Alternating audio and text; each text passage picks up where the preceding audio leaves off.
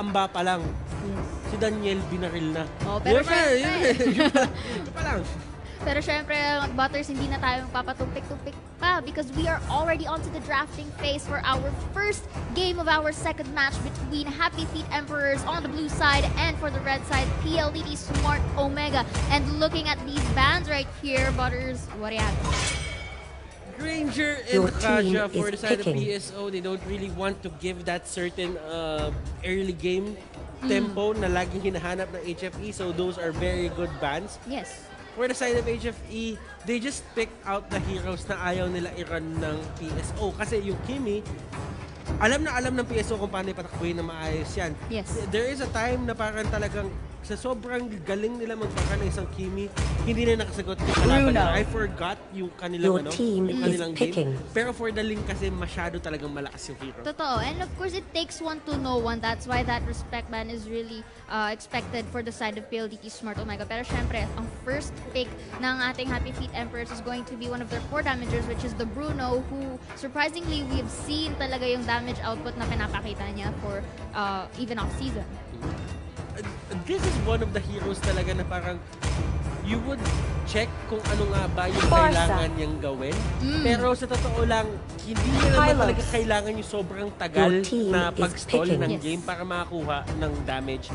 Damage is innately part of Bruno. Ang kailangan mo na naalahanin dito, kung gaano kabilis mo ma-retake down yung kalaban. Kasi kapag meron silang window na mag-react sa'yo, you don't really have a way to negate yung mga damage output nila. Thus, meaning, mas mabilis kang matutumba. And speaking of damage output, looks like PLDT Smart Omega here will be focusing on choosing the Sparsa as well as the high-lows for their main tank. Because nakikita naman natin yung pinaka-HP or kakunatan or survivability rate rather ng high-lows in through the battlefield. And it's really proven and tested nga by PSO. And syempre, it's also a very good answer because it kind of denies kung ano man yung pwedeng ibigay na kit ni Bruno against them, di ba? I actually agree with that. PSO, on the other hand, they will be getting that Farsa. That is a very scary pick for the side here of HFE. 1-1 and the Farsa. Probably the two best heroes na meron tayo sa meta ngayon. Yes. PSO got it, pero sabi ni Doggy dito, medyo kailangan natin take a step back and look at the bigger picture. Ano nga ba yung kailangan natin gawin pa dito para kung makuha man nila yung dalawa na pinakamalakas sa hero, paano natin sila i-shutdown with this one ba na meron tayo? Yes, definitely. And syempre, there's also, it's like a double-edged sword if taking the Sparsa and one man right here. Kasi you have to take note na parehas silang squishy heroes. So if ever Happy Feet Emperors was able to contain or let's say sandwich them onto when it comes to execution ng ating team clashes, it would be onto their favor. But again, they will be banning out this Chou para sa kanilang side because they still know what this Chou can do against their overall draft. I'm still expecting probably another frontliner for the side of PSO. Two very tanky frontliners. I just feel that isang tank pa para sa side ng PSO as to not, give pressure para dito sa Farsa and sa 1-1 na kahit paano kapag kailangan nila from frontline, may talagang sasalba sa kanila. Probably at times would be good for Kenji. Not really seeing Kenji dito going for another core hero that really specializes on damage. Kasi parang medyo overkill na kapag ganun na ngayon nangyayari. Yes, I will agree with you on that kasi they really have to complete the package na kagaya na sabi mo, no? Kasi hindi naman maganda na they would focus more on damages but they lack the support that they need. And this is a good pick, syempre, for the side of PSO choosing that Lolita, so they will be having a double tank composition right here. Pero alam mo dito, sila Master Energy, medyo si Dugi, si Master Van. Master. Pero I like this pick. This pick is good for the side of HFE. I just feel that a certain amount of control na magagawa niya sa Farsa, lalo na kapag madaming balls doon and the gloom can actually eat away on the Farsa, it will force the Farsa to get away. Kapag na-pwersa nila ng ganun yun, Farsa, kailangan niya uli maghanap ng pwesto na safe siya. Kasi for sure, kapag umalis ang Farsa, hahabulin yan. And you have to take note, it takes time to find that position and to actually have your cooldown reduced para sa side ng Farsa ng PSO dito. So they really have to be wary for that Lilia pick for the side of HFE. And syempre, they will be, for the side naman ng HFE again, they will be having the Grok as the main tank right here. And looking here as PLDT Smart Omega hovering up this Jawhead, mukhang they will be the one to actually lock that in, and we'll see kung kakayanin bang i-compensate ng Jawhead na to ang overall lineup ng PSO. This is a brilliant pick coming out from the PSO sa totoo lang. Na yung Jawhead yung kukunin nyo, it actually gives enough time for Lilia to get caught kapag kakailanganin man. And Daniel dito hindi siya makakatakas dyan kapag talaga siya yung sa kanya nag-charge. But on the other hand kasi, it's all about controlling yung mga course ng kalaban mo dito for the side of, what do you call this? HFE. You just need to take account for the Farsa, you need to take account for the 1-1. Kasi kapag sila yung unang dalawang natanggal, laging mapo-force to go back dito yung PSO. Pero, sa sinasabi kong yun, hindi ganun kadali yun for HFE. Just looking at the 3 utilities na meron sila dito and yung 3 tanky heroes na pinili nila, especially with the Lolita pa yung Luminon Blast, there is always a risk of the Luminon Blast hitting you kapag masyado kayo nag-overextend at hindi pinansin yung Lolita. Tama, and of course, more of that we will be seeing as game number 1 of our second match between Happy Feet Emperors and PLDT Smart Mega will commence right now shortly, and going to this mukhang mag-aabag sila ng maaga dito for the side of PSO onto the middle side. Pero syempre, going aggressive here as they will be showing the first wave of minions against PSO. And of course, alam nila na wala dun yung members and they will be just focusing on getting the buff.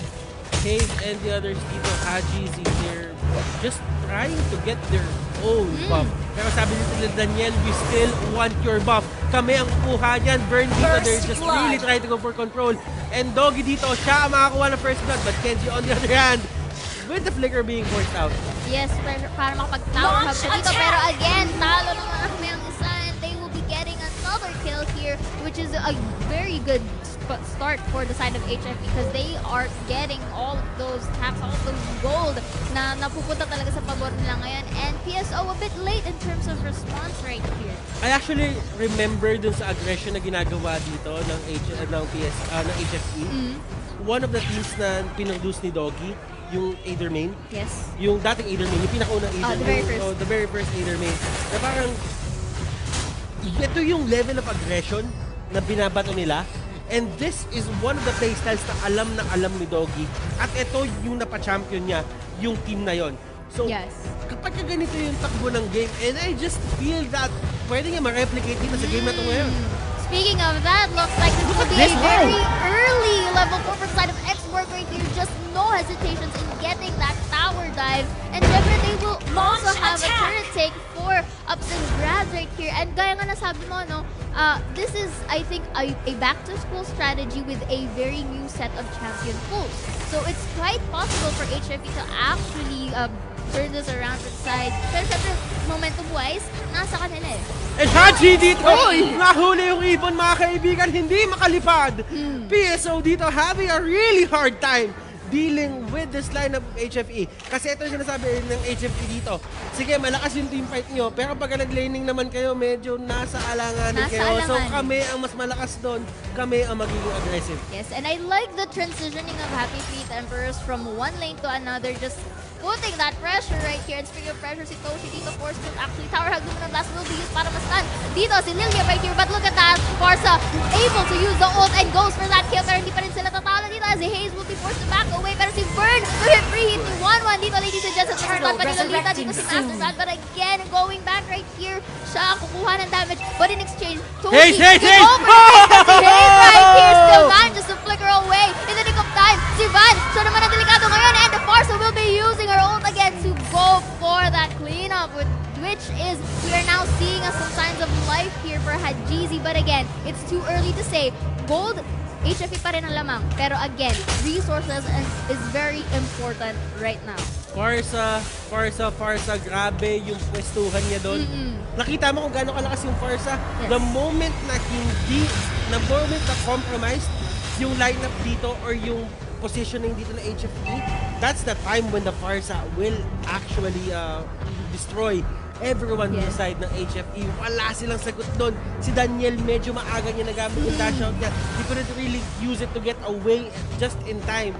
And that costed them that certain skirmish. They really used that mispositioning of the side of HFE to their potential. And si Doggy, nakita mo naman, was forced to use that black boost just to go away to safety. And of course, we gain a bit of health right here. Actually, full health nga naman dito. Pero si Toshi still, siya pa rin tinutugiwan sa taas. But it's no matter because looks like he didn't have easy. Luminon Blast Mag.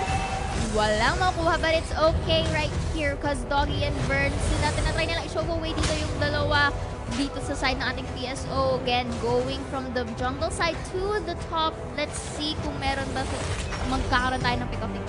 Now, eto PSO dito, NHFE, yung 4 na members nila na nag-iikutan-ikutan dito sa may mapa, maliban sa kanilang mga offlaners, these are very messy exchanges.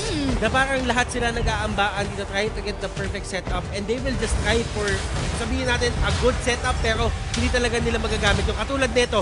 But right now, the offlaners will be the one who's going to actually take the tempo. But right now, Charges Barrier, hindi abon si Toshi dito mga kaibigan, and right now he's using the glorious pathway to get away. Is this enough to get you away from danger? And it will be enough. Haji Z just using his skills. At yung ibon mga kaibigan, out of bounds! Out of bounds!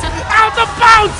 Oh! Balaya dito, pero syempre ang X-Borg makakuha pa rin ng kill para sa sarili niya. And again, going back to what you said, that was a beautiful wild charge nga no, for Van right there, engaging the team fight and making a very good aggressive play for the side of Happy Feet Emperors. And syempre, they have to take it slow in terms of taking the objectives because it's quite risky if they would go for it with half health. Alam mo, ito na nga sinasabi natin, kung basketball to, yung ginawa ni Haji, lumipat na yung bola doon sa kabilang team. Pero sa kasamahang palad kasi para sa side ng HFE, hindi kasi basketball to. Hindi. So, ibig sabihin, HFE dito, they really need to keep the pressure going. 2 turrets are down for the side of PSO. They just need to take that 1 turret onto the middle lane. Just to secure their map, secure yung map nila dito. Yes. Habang nasa early game pa sila. Tama ka dyan. Pero syempre nakikita natin ngayon na talagang magkakasama ang mga members ng Happy Feet Emperors right here. And they don't really want to engage in or a 1v1 or 1v2 fights because they know it's going to be risky onto their overall draft. Pero going back si Daniel dito, tamang kuha lang na resources. Na-stand dito with denying that Luminon Blast right here. But again, Droid will be shutting down that Lilia as they corner out one of the core damages of Happy Feet Emperors. And syempre, they will be forced to disengage because they cannot afford another loss. But speaking of another loss, RJ will be using his own right here. Pero syempre, sakto yung kanyang kunat para Daniel! Daniel from the backlines will be trying to get the heat and had Jeezy right here. Pero buti na lang. No fighter kanina doon. Of course, that was predicted by the Bruno right here. At syempre, si Daniel will be forced to back away. Heat dito na trying to get the jump as much as possible. It's going to be a very messy fight right here, Butters. Grabe yung ginagawa ni Daniel dito. Ang dami niyang crossover na ginawa. Si Ronaldinho, si Messi, lahat na ng football player na magagaling sumabi sa kanya dito mga kaibigan. But still, it is what it is. HFE dito, they really did their homework. Yes. Ang dami nila pinapakita kakaiba dito. Daniel with that very aggressive play. Wala akong masabi doon. Yes, and it was a very predicted outcome talaga for Daniel right here. Alam niya kung kailan talaga magbabako yung Forza and really chose to use that to his advantage, and it's demonstrated very well right here for the side of HFE. Grabe. Yun yung mga oras na kala mo okay ka na tapos biglang sinipa ka pa uli. Na parang ikaw na yung mismo naghahabol Ikaw na yung mismo naghahabol. Pero may mga times talaga na kapag kayo kalaban mo, alam niya na yung setup ng kanyang damage output, alam niya yung capabilities niya, talagang mapasok doon at talagang kukunin niya yung kill. It was a very good calculation in terms of talagang in Bruno play right here. Pero going back, Kenji and Renegade dito mag-1v1 dito sa ating baba. Let's see, Charge will be used right here. And of course, the export makakukuha ng tatlong members dito. I was really getting out of the ring. A punishment for syempre more members of HFE to the rescue ring dito. Si Hajizi again going back to safety. Going back, Valier will be taking a kill of his own, but this is not going to be enough though for the side of PSO. Pero tingnan mo naman sa top side, Butters, they will be trying to get that split push right here. Pero syempre, to what cost, Hajizi with a lubricant belt still manages to go away. Pero Bruno with that turret. Ito na naman tayo sa mga ganitong setup, mga kaibigan, sa may taas. Tumutulak, mga kaibigan, si 1-1 at si Lolita. And this is one of the things. And that is going to be the arrival. That is one of the things na kailangan nila kumilito. W! W! Talagay sa settings. W yung ops. Okay lang yan. Okay lang yan. Okay lang yan. Tamang init. Tamang init. Tamang init. Tamang init. Sa sobrang galing ng bawat team dito, kahit yung ops, naligaw. Na-confuse din ang ating ops. Na-suspense at hindi natin nakita kung ano ang nangyari kanina, pero okay lang yan. Going back here, the top turret of Happy Feet Emperors is exposed. It was a very good split push for the side of PSO, but again, up to what cost, Butters? Because again, looking at the gold cap right here, nakakalamang pa rin ang Happy Feet Emperors, but we will see. The Lord is already spawned. Resources are being taken to and fro. So tingnan natin kung anong klaseng teamfight na ba mangyayari. Alam mo, Zaya, kanina ganito din yung laban ng BRE tsaka ng CUW. Oo. Yung gold difference didn't really matter kasi may mga times na talagang dahil lang sa isang push o dalawang push o dahil sa isang mistake, talagang natatapos yung buong laro. Yes. So, I wouldn't really say that HFE has a hold of this game na dahil sila yung lamang ngayon in terms of kills, in terms of gold. Pero you have to take into consideration na split push na sila ng PSO dito with the Lolita and the 1-1. Magbigay pa sila ng isang ganung opening, open na yung base dito ng kalaban. Yes, and of course that which will take into account na for the side of Happy Feet Emperors, talagang iwasan na nila mangyari yun. And of course, kakita lang natin kanina, no, Van forces to use his wild charge para hindi na siya ma-set up doon sa ating 4-man lineup ng PLDT Smart Omega onto that jungle side. Pero syempre, eyes on the prize. Both teams are eyeing out on the Lord side. Pero si Doggy right here forced again to use the Black Shoes para magkaroon siya ng help. Pero si Hikito ang magtataka niya. Yes, will be used with a glorious pathway here. Ladies and just 1-1 for that free hit. And the Lolita though going for that slam with a kill of his own. Pero si Vern may ipit dito. But again, Hajizi with a good position to shove him away. And ladies and gents, numbers didn't matter for the side of PLDT Smart Omega as they take this Lord. And hindi pa sila magpapatumpik. Will be taking at the middle turret anytime soon on their own. PSO, they are taking down the Lord. HFE, may answer ba kayo? Merong last insanity dito. Si Master Energy, he can actually go for the steal. And Burn dito will be the next target. Toshi dito will get that shot down. Killing spree para sa kanya. The Lord is gonna go down at the hands of PSO. My goodness. This is a back and forth, pero right now, masasabi ko na yung map control na side ng PSO. Yes, I will agree with you on this one now, Butters, because we are now seeing some signs of a very online PLDT Smart Omega right here. Kumbaga, kanina medyo sila yung natatagdag, pero ngayon, sila ngayon nakikita ng ating dominance in terms of map control at the same time in terms of objectives. HFE, ano nga ba yung naging deciding factor nila dito para matanggal nila or mawala sa kanila yung kalamangan dito sa game na to? I would say it was na-deny nila yung wild charge ni Van kanina. Kasi without that wild charge, kung nakita mo nga in the very first minutes of the game, maganda yung pagkaka-execute niya ng wild charge niya. But them denying and letting him force to use that to disengage and to go to safety, it only gave them that time of opportunity para makuha nga ang kinakailangan nilang i-focus for against HFE. Pero eto na nga yung Lord, yung nagmamark siya na and medyo napayutin din na yung Lord. Pero hindi naman nagmamatter yan.